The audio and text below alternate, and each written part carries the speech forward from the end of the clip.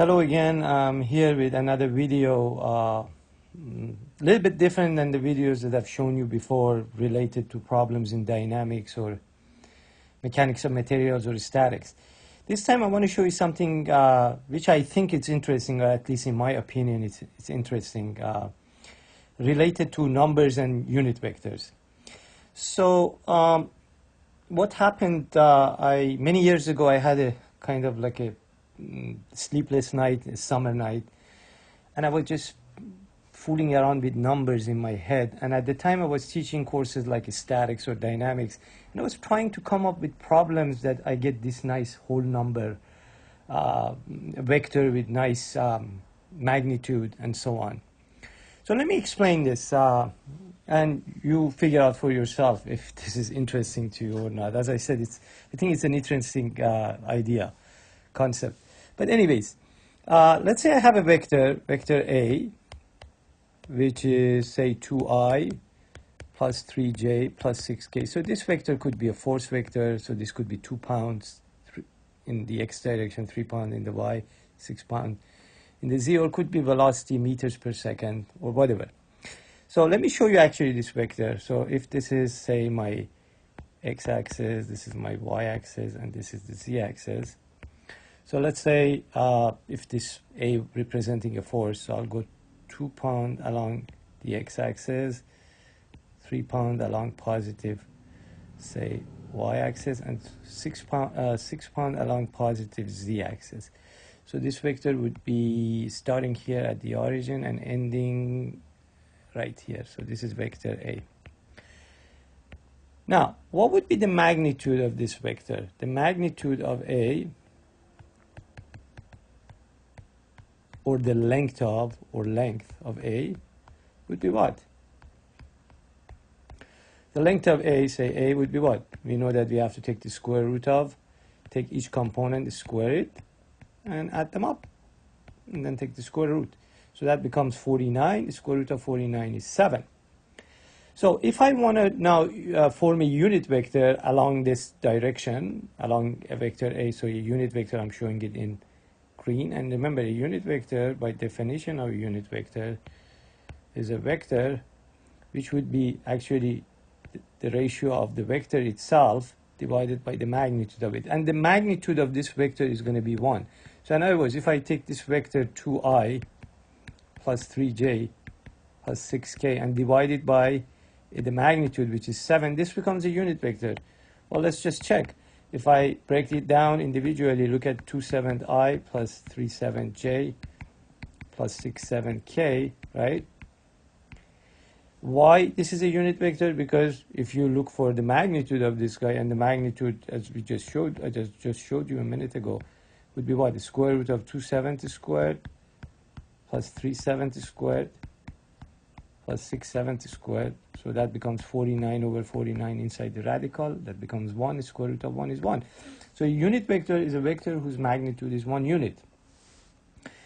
Okay, so now what's so interesting about this? What am I trying to show you? What point I'm trying to get through here?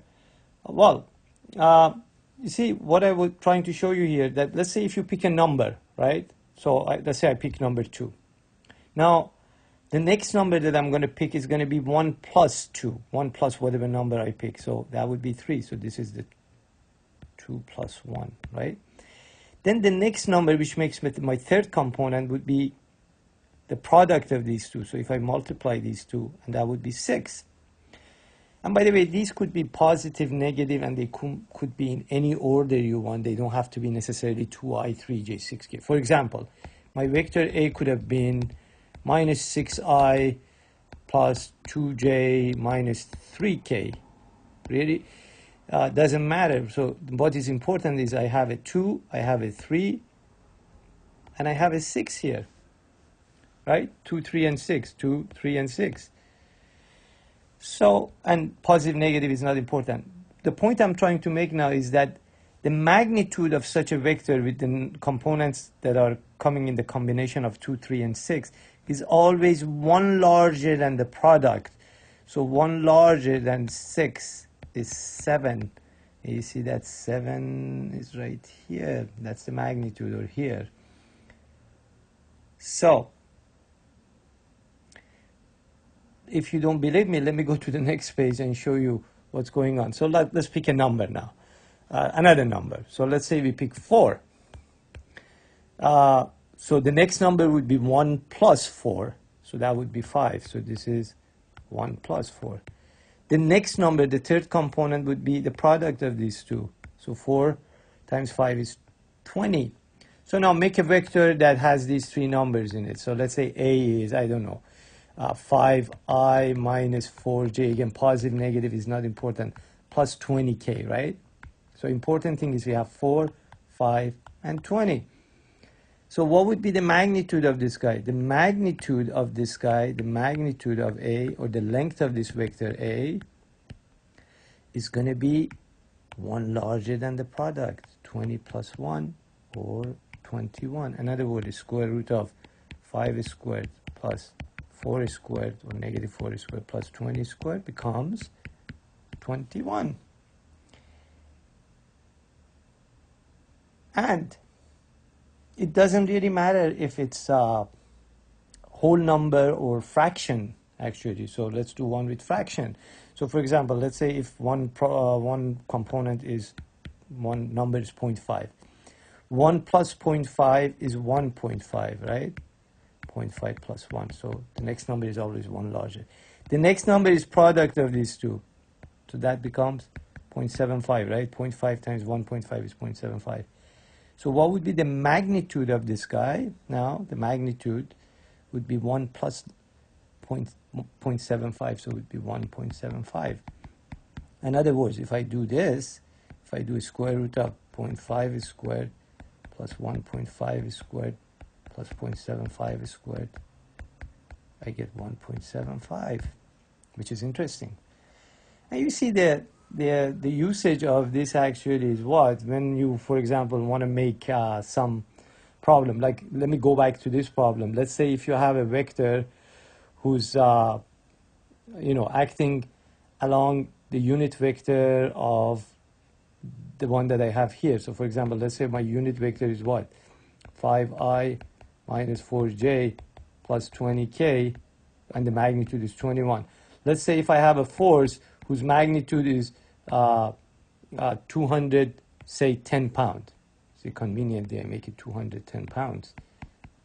So what would be, and this force is acting along this unit vector, right?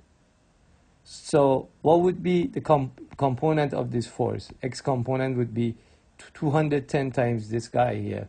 So it would be 50i. You see, 210 divided by 21 becomes 10. So I multiply 10 by the numerator, basically. So each component becomes what? 10 times what I have here. So X component is 50, Y component is 40 in the negative Y direction, and the Z component is 200. So that's what I meant by, trying to make problems. Let me just show you the proof of this in the next page. The proof is very simple. So instead of picking just the actual number, let's say the first number is A, the next number is A plus 1, right?